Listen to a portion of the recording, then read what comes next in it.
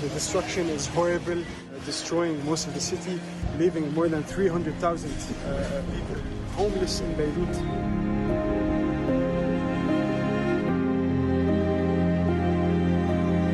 People lost their homes, family members, and this is coming in a time where Lebanon is suffering from COVID-19 and a huge economic crisis. The Lebanese lost 70% of their currency value. They lost all their savings, and now this